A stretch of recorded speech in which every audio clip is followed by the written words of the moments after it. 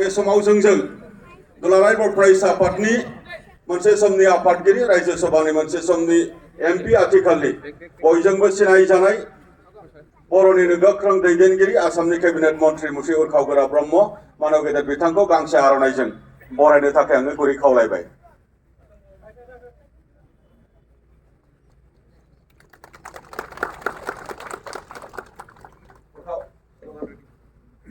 बे समाव जोङो गोजोन आरो खौसेथिनि थाखाय भारतआरि बिरहोनाय हाबाफारि बे हाबाफारियाव जोंनि थिखानाय आलासि बिथांमोनजों लोगोसे आरोबाव बाहागो लादों दुलाराय बर' फरायसा आफादनि आफादगिरि मुस्रि दिपेन बर', मानिजाथाव केबिनेट मन्त्रि उरखाव ब्रह्म, मानिजाथाव एबसुनि बोसोनगिरि खुंख्रा स्वर्गियारि लोगो आफादगिरि खोरोमदाव औवारि, एमपि मानगोनां जयन्त बसुमतारी, डिपुटि सीएम गबिन्द चन्द्र बसुमतारी बिथांमोन आरो जोङो बिरहोनाय लोगो लोगो जोङो स्ल'गान होगोन।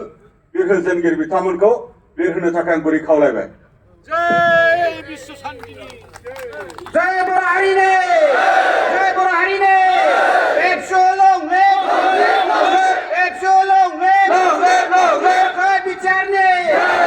बिचारनि, बिचार गोजोन गोरोबथा जों बरायो।